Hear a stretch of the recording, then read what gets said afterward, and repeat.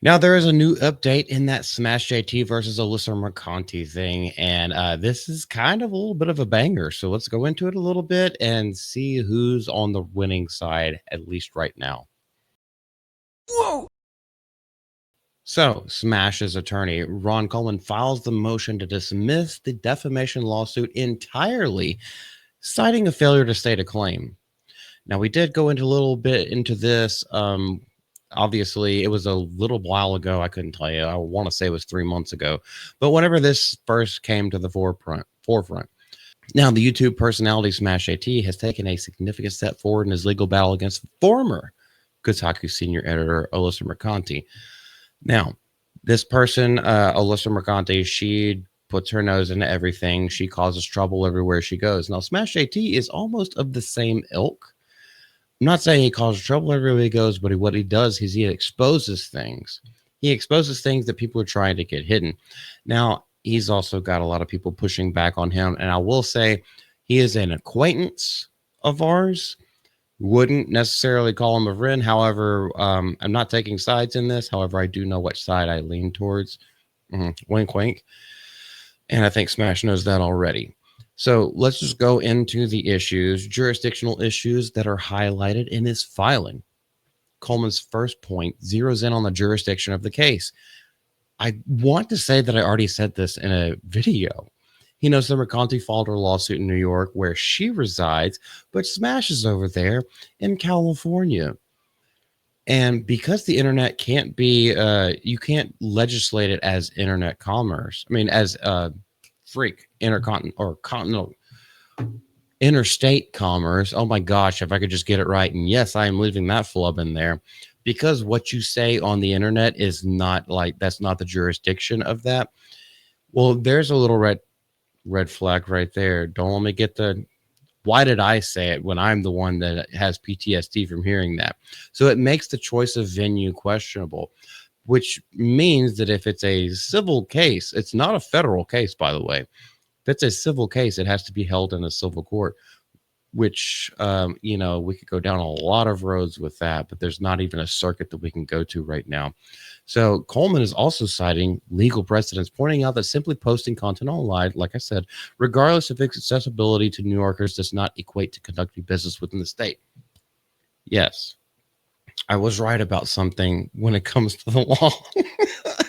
Courts have consistently ruled that the availability of allegedly defamatory content online doesn't establish grounds for a case in New York if the defendant has no direct business ties there. And Smash doesn't. So there you go. Chalk one up. All right, we're already on the scoreboard in the first inning. Failure to state the claim. Here's another thing that they're going down. And don't worry, or let me just present it to you. So beyond those issues, Coleman asserts that Mercante's complaint fundamentally fails to state a valid claim for defamation. He argues that because the lawsuit touches on politically charged culture war topics and includes a significant amount of political rhetoric, it lacks the factual grounding necessary for a defamation claim. Yes, and these are also things that could be pulled up in evidence. A lot of what Smash said, actually, I would say most of it, not like I'm not a scholar on all this, but most of what he said can be backed with actual fact. And actually, her saying it out of the horse's mouth. As Mercante is a public figure, Coleman emphasizes that she bears the legal burden of plausibly alleging all elements required for a defamation claim, including actual malice. Round of applause. Thank you. You put your, I don't know how many times I have to tell people this. You put yourself as a public figure on the internet. Any and everything you say can and will be held against you by the court of public opinion.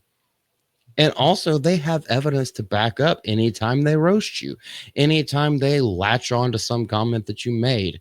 Yes, they have every right to do that. And you can't get mad about it because you put it out there publicly. That's on you.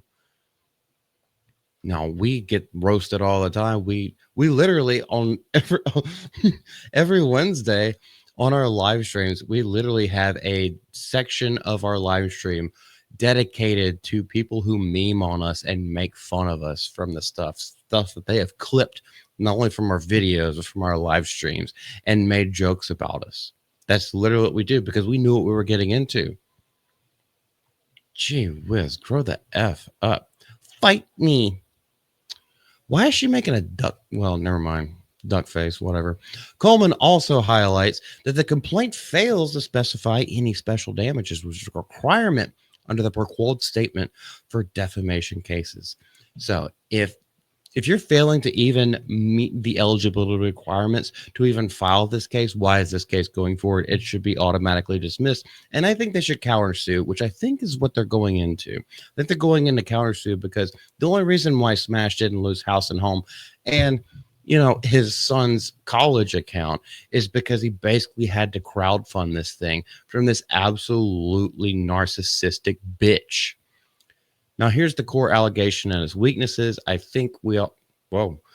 The most prominent claim in Mercante's lawsuit around Tarzi allegedly referring to her as a whore. I don't know if I could say that on YouTube. Well, probably can. I just said it, and I'm not bleeping it out. However, Coleman counters this by presenting multiple screenshots from Mercante's own ex-profile, where she has openly discussed her involvement in industries where performed suggestive actions for money. And yes, we have known this before. We have definitely known whatever they're saying about this, how she used to be a cam girl, and she's proud of it. Now, whether or not that was a joke remains to be seen, but she's the one that's been saying it. And so, yes, this is what it goes back to. When you put yourself as a public persona on the internet, you are beholden to everything that you post, everything you say, and, you could be taken to task for it.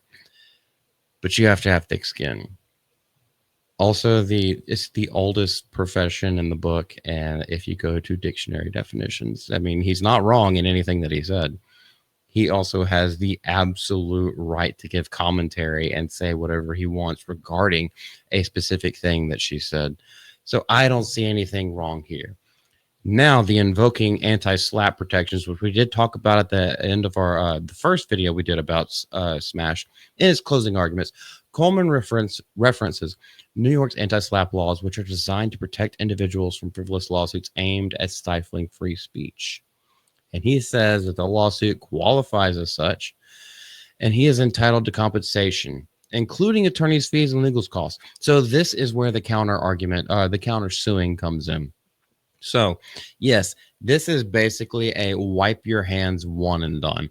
Now, what we have to see right now is if this judge is actually looking at this case from a judicial standpoint, or if he's bought and sold, if he has some kind of agenda. I don't see why he would, or he or she, whoever the judge is, I don't see why that would necessarily be the case. But I would sure, no matter what, they're going to want to appeal it. And yes, that's just a little update on what's going on with Smash. He can tell you more. Go follow his channel. If Alyssa is brave and bold enough to come out of her shell and talk about this more, provide more receipts, show how she's moving and going forward with this lawsuit, go feel free to follow her. You should hear from both sides, especially when things become litigious. You should hear from both sides of the aisle, both sides, the plaintiff and the defendant. I will never tell you anything different from that because everyone is guilty. I mean, everyone is innocent. I will never tell you anything different from that because everyone is innocent until proven guilty. And because Smash is on the defendant's side, he is innocent until proven guilty. And all the evidence that is out there proves that he is not guilty. Go for it, brother. Oh, by the way, I should probably give an outro. This is Malty from the GCA. Appreciate y'all stopping in with us. We love you guys, and the GCA Discord is the short bus driven by Drunk 3PO. It's great over there. Y'all feel free to stop in anytime. We'd love to have you. It's great. Full of great people and great conversations, not just horsing around all the time. Y'all have a great day. Love you. Bye.